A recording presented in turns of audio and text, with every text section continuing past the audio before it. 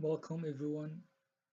My name is Hamza Ahmed Dahir and I am a computer engineering student at Austin Technique University. Today I will walk you through a machine learning project where we classify music tracks into genres based on audio features. No lyrics, just raw data. So let's explore how well we can teach a machine to understand music genres.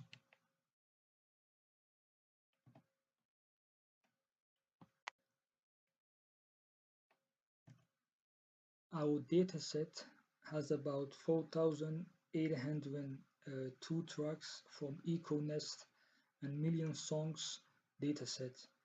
With features like tempo and energy, we aim to classify songs as hip hop or rock. We start by exploring feature correlations, then split data for training and normalize it. Then we use PCA to reduce features and train a decision tree and logistic regression to compare results. Since the data is imbalanced, we balance it to improve fairness. Finally, we evaluate our models using cross-validation to ensure reliable performance.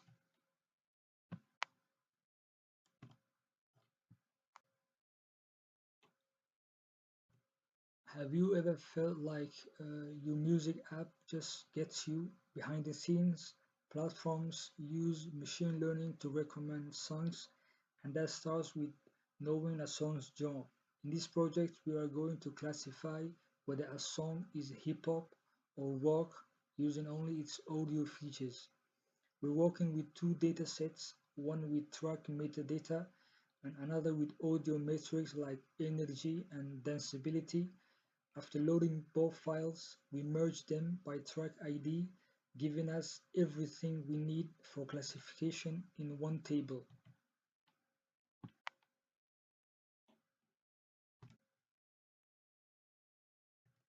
When building machine learning models, we want to avoid feeding in features that say the same thing. A correlation matrix helps us spot features that are strongly correlated. For instance, energy and acousticness have a strong negative uh, correlation, meaning one increases as the other decreases. Similarly, danceability and valence are positively correlated.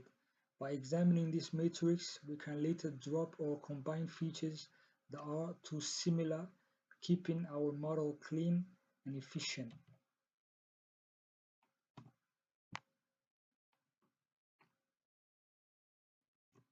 Now that we've cleaned and analyzed our data, it's time to prepare it for training.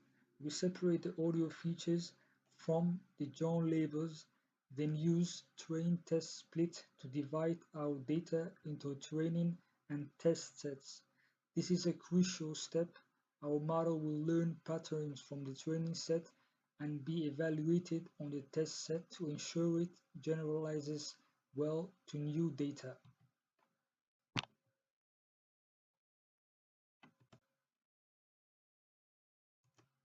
PCA helps us reduce the number of features by identifying the directions of highest variance. But if one feature ranks from 0 to 200 and another from 0 to 1, the first will dominate the results. To avoid this, we apply standardization using standard scalar. This transforms each feature so they all have a mean of 0 and a standard deviation of 1, leveling the playing field before PCA.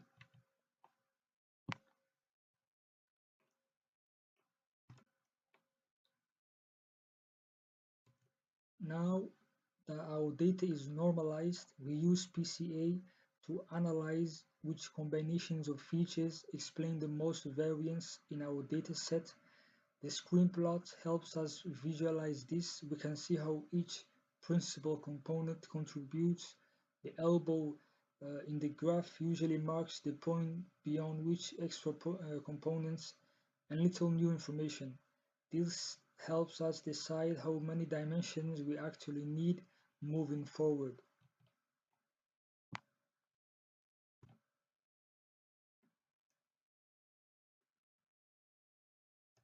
Since our screen plot didn't show a clear elbow, we turn to the cumulative explain variance plot. This tells us how much total variance is explained as we include more components. Here, we aim for a common rule of thumb, capturing about 85% of the variance. Based on where the dashed line meets the curve, we can decide how many principal components to retain in our reduced dataset.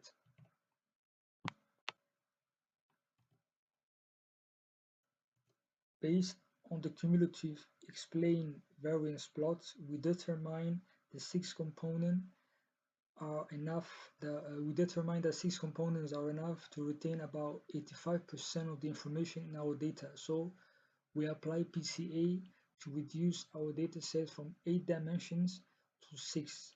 This simplifies the data while keeping it rich enough for our classification models.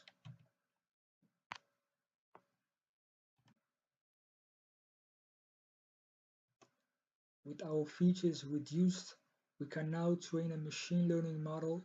We use a decision tree which works like a flowchart of if-then rules to make decisions. It's simple to understand and gives us a first look at how well we can classify songs into genres like rock or hip hop using just musical features.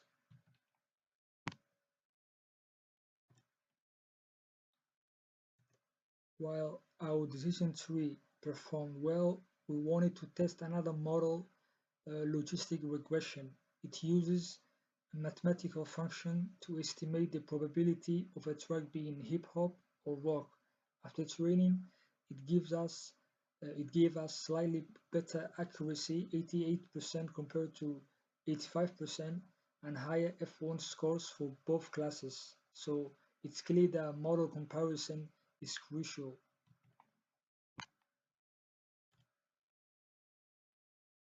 Although our models performed very well overall, they were much better at classifying rock than hip hop. That's because the dataset had way more rock tracks, also 4 times as many. To fix this, we balanced the dataset by reducing the number of rock tracks to match the hip hop count. This helps ensure both classes are treated equally during training, making the model more fair and effective.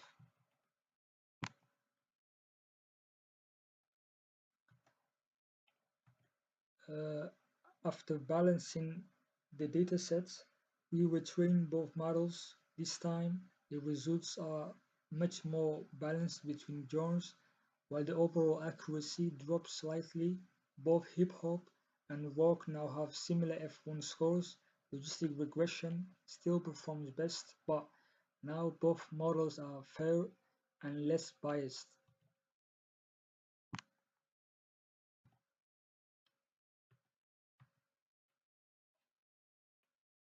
To ensure our models perform well on any data split, we use tenfold cross-validation. This process averages performance across multiple splits of the data. The results show that logistic regression not only performs better overall, but does so consistently, making it the better choice for our classification task.